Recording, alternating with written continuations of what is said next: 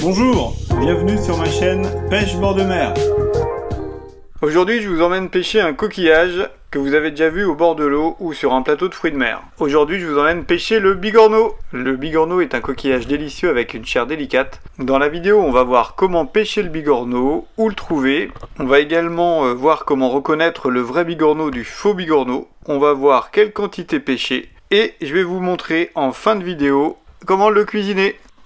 Alors la pêche du bigorneau, c'est vraiment une pêche facile à faire, que ce soit en famille ou avec des amis. Ça sera l'occasion de faire une bonne balade en bord de mer et vous verrez, il n'y a pas de difficulté particulière. C'est toujours l'occasion de s'amuser, d'occuper les enfants notamment pendant les vacances et de passer un bon moment au bord de l'eau. Et en plus, le top, c'est que ça permet de faire un bon apéro ou une entrée de fruits de mer lors d'un repas. On va maintenant voir où trouver les bigorneaux. Alors, pour la pêche des bigorneaux, il faut se rendre à marée basse, sur les secteurs rocheux. On peut pêcher le bigorneau avec des marées de faible amplitude, un coefficient de 40, 50, 60, c'est largement suffisant. C'est des zones de mi-marée, et on va donc aller au bas de l'eau, donc quand la mer est bien retirée. Le bigorneau apprécie les zones calmes, avec peu de courant, des zones assez abritées, et on va le trouver sur et sous les rochers, et dans les algues. Donc les bigorneaux sont herbivores. Pour se nourrir, ils vont brouter les algues vertes, et puis également des algues brunes, qu'on peut voir à l'écran. Alors comment reconnaître un vrai bigorneau? Le vrai bigorneau a une coquille conique et spiralée, souvent de couleur noire ou grise quand la coquille est sèche.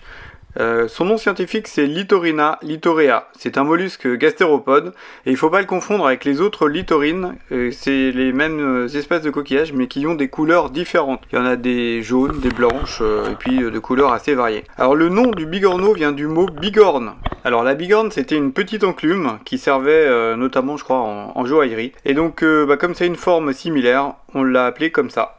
Alors je vous montre là à l'écran un vrai bigorneau avec un faux bigorneau, donc vous voyez il y a vraiment des différences notables. Donc le vrai bigorneau il a bien la coquille noire et spiralée et conique, coquille noire ou grise d'ailleurs, et puis il a une opercule qui vient masquer la coquille.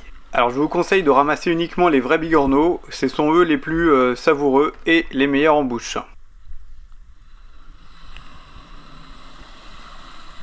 Avant de voir comment pêcher le bigorneau, je voulais vous parler un petit peu de la chaîne Pêche bord de mer. Donc c'est sur la chaîne où vous allez pouvoir trouver plein de vidéos sur la pêche du bord en mer. Donc des vidéos de pêche à pied, des vidéos de pêche du bord à la ligne, des vidéos de pêche en kayak et également un peu de chasse sous-marine. Donc merci à tous les abonnés, merci de regarder mes vidéos et de soutenir la chaîne. N'oubliez pas de vous abonner si c'est pas encore fait. Et puis de mettre un petit mot dans les commentaires et de partager également la chaîne à votre entourage. Allez, on continue la pêche.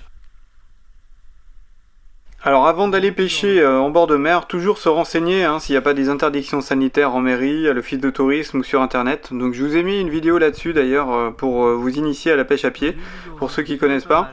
Du coup je vous mets le lien en haut à droite et dans la description. Quel matériel il faut pour aller pêcher le bigorneau? C'est assez simple, je vous conseille de mettre des bottes, des chaussures aquatiques selon la saison, d'avoir un petit récipient, un seau et puis éventuellement une paire de gants. Bon, il faut pas grand chose comme matériel. Donc voilà, on va sur le bord de mer, on va regarder sous les roches, sous les algues, sur les cailloux, on va essayer de trouver les bigorneaux comme je vous le montre à l'écran. Donc la prospection se fait assez vite et assez bien et c'est assez simple à faire.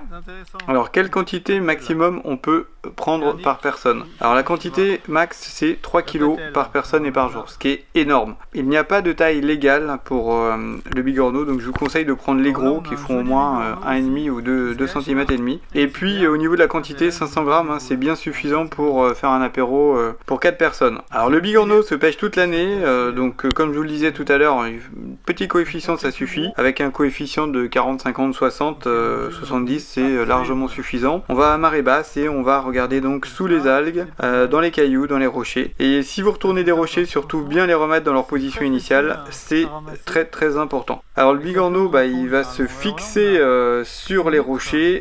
C'est une sorte d'escargot de mer et il va manger, alors pas de la salade, mais il va manger des algues. Il va manger des algues vertes et des algues brunes. Donc quand vous avez des coins où vous avez des algues vertes et où vous avez des algues brunes, c'est là où vous trouverez des bigorneaux.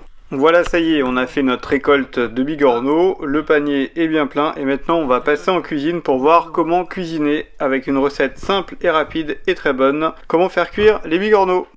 Avant de faire cuire les bigorneaux, je vous conseille quand même de faire dégorger vos coquillages pendant quelques heures. Donc soit vous ramenez de l'eau de mer, soit vous prenez de l'eau additionnée de 35 g de sel par litre d'eau et vous mettez vos bigorneaux à dégorger dedans pour qu'ils recrachent leur sable et leurs impuretés. Une fois que les bigorneaux ont bien dégorgé, vous les mettez dans une casserole d'eau froide avec du sel, du poivre, un bouquet garni et ensuite on fait bouillir pendant quelques minutes.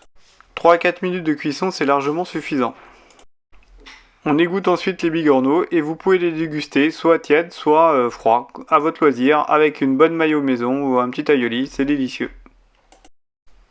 J'espère que cette vidéo vous aura appris des choses sur la pêche à pied et notamment comment reconnaître et trouver des bigorneaux. Donc je vous dis à bientôt sur la chaîne pour d'autres vidéos. N'oubliez pas de vous abonner. Ciao ciao!